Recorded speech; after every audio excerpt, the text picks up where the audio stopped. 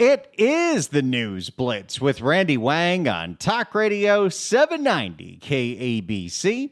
We're here every single day from 5 to 6 talking about the local issues that matter to you most and taking your phone calls at 800-222-KABC, 1-800-222-5222, your emails at randykabc@gmail.com, and search for the KABC News Blitz wherever you get your podcasts.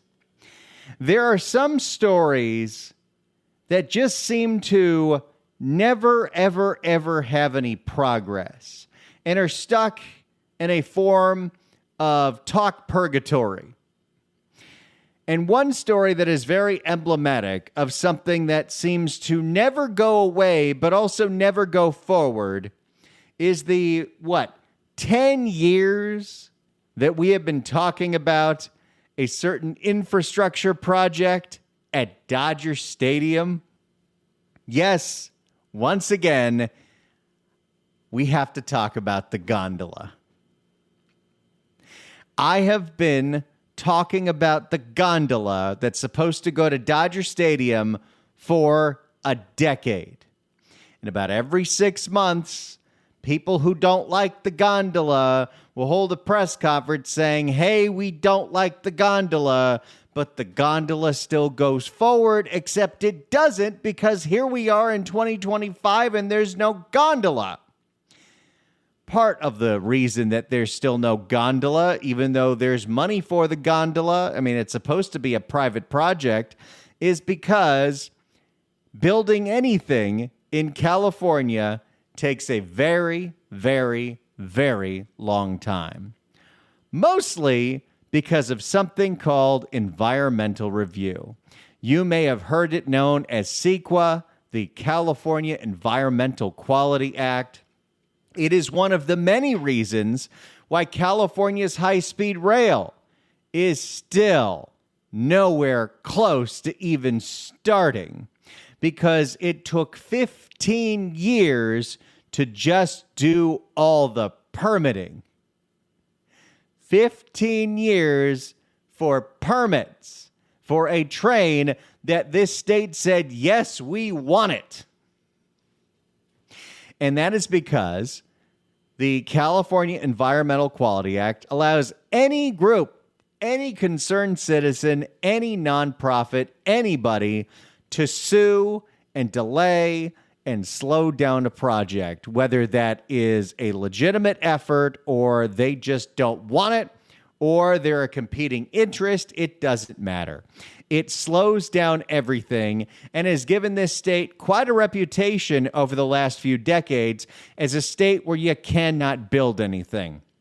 You look at all the expansions of LA Metro and how anemically slow that is. I've already talked about the Sepulveda Pass line that's never going to happen. But the gondola, even though that's a privately funded project, is yet another one of these things because it needs environmental review and it can be sued by all kinds of different groups even after it gets approval to slow it down, make it more expensive, and maybe make the thing not happen at all. So once again, the gondola is in the news because apparently Sacramento is starting to wake up to how inefficient this state is. And they are going through a new bill that's working its way through the legislature that would exempt transit projects like, I don't know, the high-speed rail or metro construction from these lawsuits that take forever and would speed up these projects and theoretically make them cheaper. And there's one member of the LA City Council who doesn't take too kindly to this. Let me remind you about Eunice Hernandez. Because we are the defund the police people, right? You don't need any more reminding than that. That's all you need to know about her. But she also doesn't like the gondola. And she might not be entirely wrong about that one. But let's see, once again, what the controversy is with this idea of having a transit option to take you from downtown LA to Dodger Stadium without a car or getting on that bus. Here we go. Here is a report from KCAL. Today, hundreds rally against the controversial Dodger Stadium gondola project, taking aim at a proposed bill that could possibly fast-track the project. We don't want to. It's so interesting. So many politicians in this state will tell you it's such a shame we can't build. It's such a shame we can't build. We've got to speed up building. We've got to cut the red tape. We've got to eliminate all these hurdles until it's something they don't like. Then they want all those hurdles. They want all that red tape. They want all of it. KCAL News reporter Rena Nakano spoke to a business owner who says the gondolas will hurt his livelihood. For 92 years, Edward Flores' family has served up meals at LA's historic Olvera Street, and you'll never see him without his special Dodgers hat. You got that embroidered? I have this embroidered. But today, he's walking over to Chinatown to join his neighbors oppose the Dodger Stadium gondola project. Why doesn't he want the gondola? Wouldn't that bring a whole bunch more foot traffic to the area? It will change the landscape there forever. The controversial project, spearheaded by Dodgers former owner Frank McCourt. And this is part of the problem of this story. It's really hard to figure out who to side with because I don't like Ulysses, but I also don't like Frank McCourt. Last time I went to a Dodger game, it's been quite a few years, but I believe they were in maybe the first round of the playoffs. And I distinctly remember, this is, again, pre-COVID, parking went up to $70 per car. Because even though Frank McCourt doesn't own the Dodgers anymore, he still owns that parking lot. The controversial project, spearheaded by Dodgers former owner Frank McCourt, claims free, zero-emission gondolas will connect communities and alleviate game day traffic. Well, maybe. There's still a lot of questions as to how many people would actually take this, how fast it would go, how efficient it would be, and how do you get to the gondola? Because if you don't make it faster than sitting on that Hell 5 traffic, people will choose the Hell 5 traffic. There's also something else you have to consider here. Because there may be a very specific reason why McCourt wants to put his own money into this gondola. And it's something that actually he and Ulysses might agree with. See, if now all of a sudden there is something that could be considered transit up at Dodger Stadium, it could give Frank McCourt license to turn a portion of that parking lot into some kind of development, whether that be apartments or retail. I don't know who wants to live all the way up in Chavez Ravine, but he could take away some of the parking that is there and turn it into who knows what. Claims free, zero-emission gondolas. They're going to have one of those garages like Disneyland has for their parking. And then the other side, it's going to be the Dodgers Mall. Because, of course, you want to stay here as you're trying to leave in the seventh inning. Claims free, zero-emission gondolas will connect communities and alleviate game day traffic. You have the gondola going by. But protesters at LA State Historic Park say that's not true. They're pleading with legislators to revisit SB 71, which in its current state allows some transportation projects to bypass California Environmental Quality Act or CEQA regulations. Again, it is just funny to me how much we hear we need to cut down on regulation, we need to cut the red tape. But as soon as it's a project you don't like, we need all those lawsuits. We need all the regulation. We need the red tape. Dare I say the Ulysses crowd are being a bunch of NIMBYs? If the bill passes, it could fast-track the gondola project, which could open in time for the 2028 LA Olympics. Yeah, that's not happening. I got a news flash for you. The gondola's not going to be here by 2028. The bullet train to Vegas isn't going to be here by 2028. And all the other transit projects that Metro's working on in their 28 by 28 won't be done by 28. Nothing moves fast in this city. It's a special exemption that goes beyond CEQA to undermine due process, cut off community voices, and strip away the city's land use authority. So Ulysses wants to cut all kinds of red tape to turn a single-family home into homeless housing. But when it comes to this project, because she doesn't like it, well, we should have all those guardrails. We should have all the community input. Doesn't mean anything. That means lawsuits. They don't care. Nobody cares what the community has to say. You think all these listening sessions for what's going to go on at the Sepulveda Pass, anyone's paying attention? No.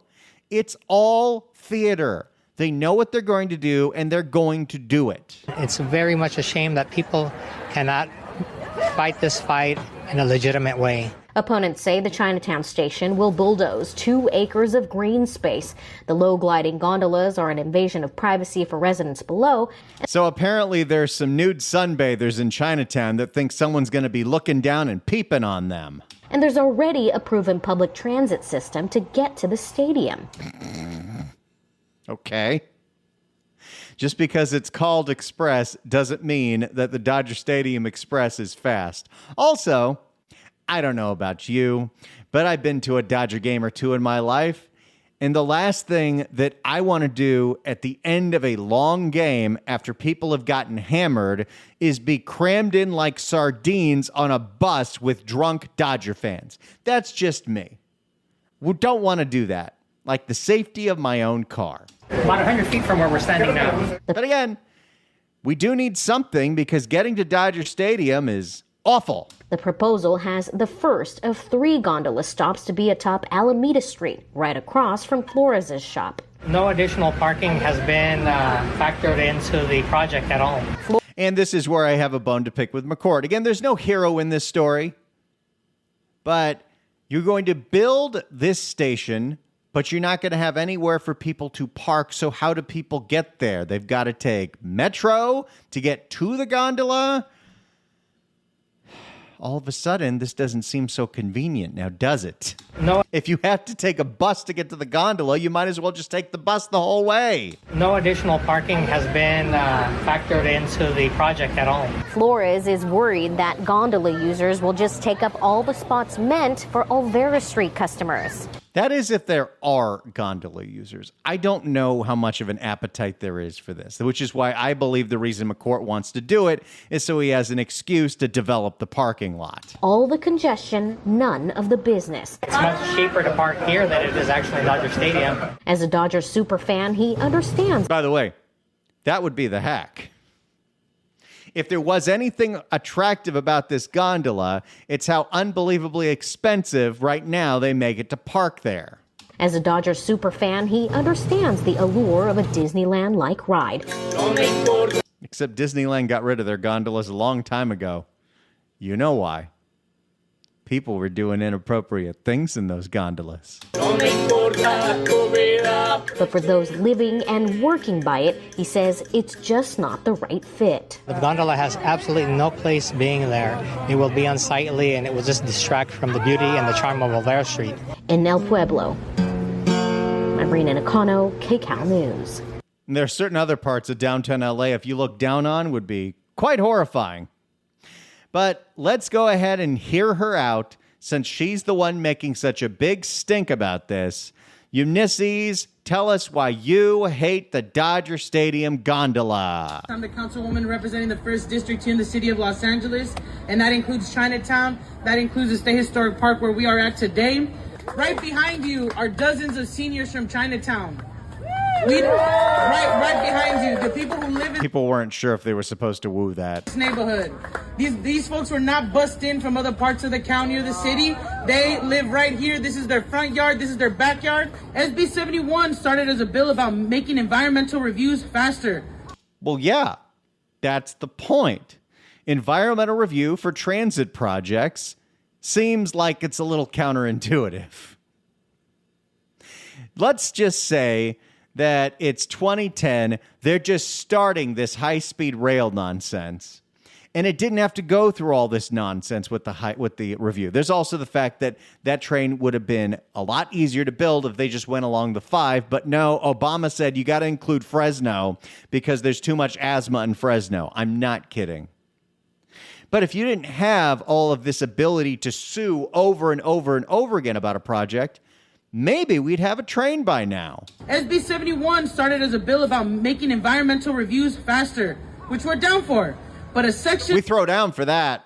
But a section was slipped in that gives billionaire Frank McCourt a special exemption for his Dodger Stadium gondola. Well, that technically is a transit project, but what is she alleging here? That billionaires can just buy their way through the legislature like Steve Ballmer did with his after-hours club at the Intuit Dome, where they are the only place in the entire state with a liquor license till 4 a.m.? Well, yes, this is pay to play, and if you can pay, you can play. Imagine that. You're so rich that you can just change state laws, right? This isn't CEQA. You know how this works. This isn't CEQA reform. It's a special exemption that goes beyond CEQA to undermine due process, cut off community voices, and... Again, she wants to cut the red tape, except she doesn't. And this is why there is all this red tape, because they want to cut it just for the projects they want. Just like Scott Wiener's bill, SB 79, wants to make sure that we can build as many high-rises along transit as allowed. But do we want to speed up the process of building the housing people actually want, which is modest single-family homes? No, we do not. And strip away the city's land use authority. That carve-out would take away 2 acres of community parkland. To hand public land to a private project that hasn't proven that will actually improve traffic or benefit the community is just, we're not doing it, and it's a slap in the face of the community that lives here. And that's why we're here today, to say fix the bill, remove Section 3, and stop writing laws that give billionaires whatever they want. Have you been to Sacramento, Ulysses? That's pretty much what that legislature does. Public land belongs to the people. It is not a commodity to generate profit and be auctioned away to the highest bidder. We have a federal administration that is literally upending the entire federal government to benefit corporations and billionaires at the expense of the working class. Los Angeles and California are supposed to be leading the resistance to that kind of oligarchy. Okay. Don't really see where she's going with this one. So if our state legislators are serious about standing up to a Trump-style giveaways and putting forward real solutions to our transit crises, then put your money where your mouth is and remove Section 3 from SB 71. Today we stand united to say our parks are not for sale, our communities are not for sale, and Los Angeles is not for sale. Thank you. Again, I don't really know who to root for in this story because I don't care for Ulysses, but I also don't care for Frank McCourt. So here we are again. This thing still isn't even close to being built, but for the 10th year, it is being debated. And it's now time for you to weigh in because you are a resident of Southern California. You may go to a Dodger game or two. I'm opening up the phones right now. 800-222-KABC, 1-800-222-5222. Do you support the idea of a gondola that will take you from downtown LA to Dodger Stadium? Do you like the gondola? Do you think the gondola is stupid? Do you have a better idea how to improve the traffic hell that is getting in and out of Dodger Stadium? Give me a call right now.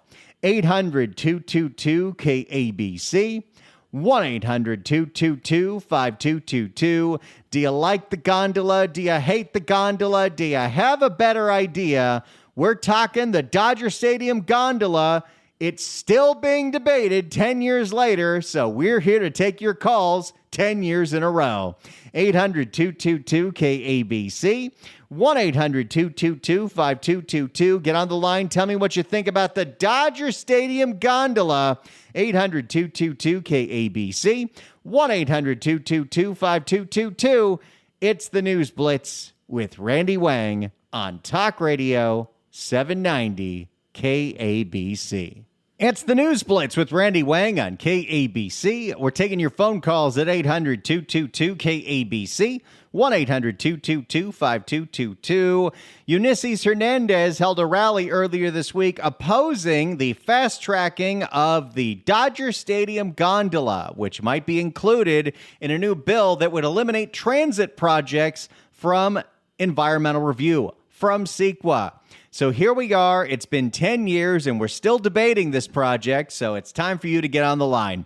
800-222-KABC, 1-800-222-5222. Do you like the idea of the Dodger Stadium gondola? Do you hate the idea of the Dodger Stadium gondola? Do you have a better way to improve the traffic around Dodger Stadium? Give us a call right now. 800-222-KABC. 1-800-222-5222. If you're on hold, stay on hold because we're coming right to your calls. Next, it's the News Blitz with Randy Wang on KABC. It is the News Blitz with Randy Wang on Talk Radio 790 KABC. We're here every single day from 5 to 6 talking about the local issues that matter to you most and taking your phone calls at 800-222-KABC. 1-800-222-5222. Your emails at randykabc@gmail.com and search for the KABC News Blitz wherever you get your podcasts. The Dodger Stadium gondola is back in the news, not because it's finished. It still hasn't even started, but there was a rally in downtown LA earlier this week to say that we don't want it fast-tracked, and a new bill going through the legislature might fast-track all transit projects, including the Dodger Stadium gondola. So do you like the idea of a Dodger Stadium gondola? Do you hate the idea of a Dodger Stadium gondola? Do you think that you have a better idea how to improve traffic around Dodger Stadium? Give us a call right now, 800-222-KABC. 1-800-222-5222. Let's start with Inga in L.A. Inga, hello. Hi. I'm against Dodger Stadium gondola. And you know, because I was one of all those volunteers from California State Park Foundation. And we were working hard, to plant all those plants in the historical park. And we are still working there. And then now they could build those gondolas before. Now they want to build those gondolas. And then they will cut those trees. They say, we will replant trees. That's bull. Oh, you can't say that on the air, Inga. Where they put Inga, you can't say that on the air. We gotta have a clean. I want you to make your case, but you cannot say words like that on the radio. Understood? Okay. Yeah. All right, continue. So, yeah, thank you. Yeah, if they wanted to do this, they could do before 17 when the historical park opened. But now they spent hundreds and hundreds of thousands of dollars on this project. And we volunteered thousands and thousands of our work days, and now they want to destroy it, That's not fair. So you put a lot of blood, sweat, and tears into beautifying the park that would be destroyed if this project goes through. That's right. And in that rally, it was very nice. They put colorful lines through the path where those gondolas would go. And you could see which trees would be cut off. And then they even transported 50-year-old trees from other places, and few of them are on the way of those gondolas.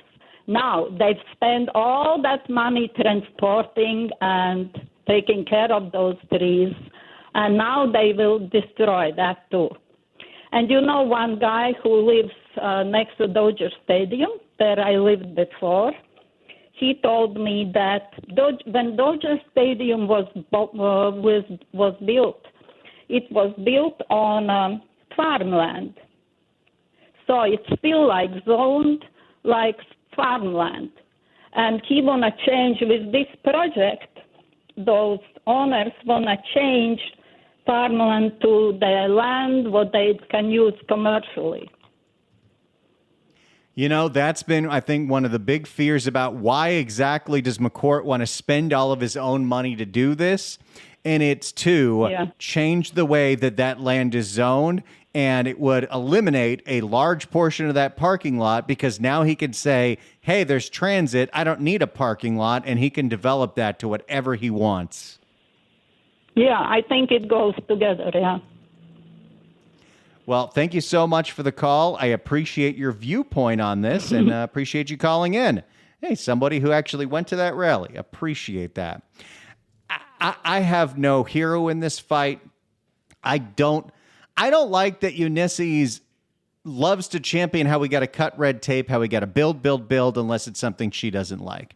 But this project never made a whole lot of sense to me to begin with because it seems so specific. And it doesn't seem like it would, to use a term that I don't love to use, take that many cars off the road. It's just like, another transit project that was supposed to really speed up what was going on when it comes to Dodger Stadium. Remember when Elon said that he was going to build a tunnel under Hollywood that was going to take people to Dodger Stadium? Whatever happened to that? I have no idea. But then again, Elon has made a lot of big promises, and some of them have come through. Some of them have definitely not. Like the digging under the Sepulveda Mountains, the Santa Monica Mountains to build that tunnel line that we were going to have there, the Boring Company. But hey, he probably couldn't get through environmental review, and that's why he moved to Texas. I think we definitely need to get rid of this nonsense where we can hold up these projects forever and not build anything, because we've seen the result of that, whether it comes to housing or transit. Even if you don't want to take the transit, there's the fact that we're letting these projects sit forever is making them so much more expensive. And when we come back, we'll see a way, maybe, if the high-speed rail continues, an interesting way that it could fund itself, no longer be dependent on public money, and maybe actually get done. We'll see. We'll find out. It's the News Blitz with Randy Wang on KABC. News Blitz with Randy Wang on KABC. Another project that has been severely bogged down by environmental review is California's high-speed rail. Every single section of it got sued while it was being planned, and the state of California didn't seem to have a problem with this 15 years ago. Now that it's a national embarrassment, they want to make sure that transit projects in the future don't go through this. That being said, the high-speed rail is not going to be getting any more federal funding anytime soon, and the state funding that it is getting, we really can't afford. But is there a way that this project could self-fund? It's possible. And then I think a lot more people wouldn't have a problem with it. We'll see. Here is the latest report from Forbes on how the high-speed rail could actually take advantage of itself and start making money for itself and maybe pay for itself. Maybe. Here's Forbes. Today on Forbes, how AI data centers could save California's high-speed rail project. That's right. We need a whole bunch of server farms so we can process all the slop that people use for AI. Most of it's nonsensical and photoshops and fake songs and all this other nonsense, and it costs so much data, so much energy to process all this AI slop that's clogging up your TikTok feed that we might need to build a whole bunch of server farms, and why not do them where we're building the high-speed rail, where it's cheap, in Fresno. With the clawing back of $4 billion in federal grants to support it, the Trump administration seems hell-bent on ensuring that California's high-speed rail project ends up as precisely the, quote, train to nowhere the president has lambasted it as. Governor Gavin Newsom is suing to keep the money, but the train's new... By the way, this is neither here nor there, but I just have to point this out. There's nothing wrong with just the voiceover telling us what's going on and not having the funky music in the background. Governor Gavin Newsom is suing to keep the money. I mean, it sounds like he's got Sirius XM Chill in the background. I love that channel. Governor Gavin Newsom is suing to keep the money, but the train's new CEO has big ideas for saving the priciest U.S. infrastructure project. Yes, after a whole bunch of hacks being in charge, they actually hired a European engineer that has built one of these things before. They include new long-term funding, private partnerships, and even turning to one of California's newest so-called natural resources, the AI data center. Ian Chowdhury, who spent decades working on global mega infrastructure projects for major engineering firms Bechtel, Alstom, and Parsons, and California's his biggest challenge yet, before taking the high-speed rail job last September, is on a mission to convince skeptics that after years of slow progress, the Golden State's bullet train from San Francisco to Los Angeles can be built, perhaps for less than its $128 billion price tag, and even without federal support. Okay, I'm interested. How are we doing this? Without providing financial details, he told Forbes, quote, "We'll show that it becomes less cumbersome on taxpayers because it's generating revenue." And it's not generating revenue with ridership, but it's generating revenue with all the solar panels that are going to power the train can also power the AI slop data centers. We'll hear more about this when we come back. It's the News Blitz with Randy Wang on KABC. It's the News Blitz with Randy Wang on KABC. Let's hear exactly how the high-speed rail is going to fund itself with AI data slop centers. In addition to future ride revenue, he thinks the system can make money by letting tech firms build data centers on its land, powering them with solar farms that will also propel its trains. Other ideas include selling the rights to telecom companies to lay fiber optic cable along the train's path, and promoting real estate development projects on its route. Well, the fiber optics might be a thing. Could we also, I don't know, underground some PG&E power lines that happen to go through those areas? Could we do that? Particularly in the lower-priced Central Valley region. Chowdhury said, quote, "We're getting contacted by..." See, there's a whole lot of land in the Central Valley, and it would be a heck of a lot cheaper to build all these server farms for AI slop in that part of the state than building them up in Silicon Valley. Chowdhury said, although I wouldn't be surprised if the derelict San Francisco Center, the former Westfield Mall, turns into an AI slop server room. Chowdhury said, quote, "We're getting contacted by Silicon Valley investors now asking, hey, can we move data centers into Fresno and plug into your power grid that's renewable?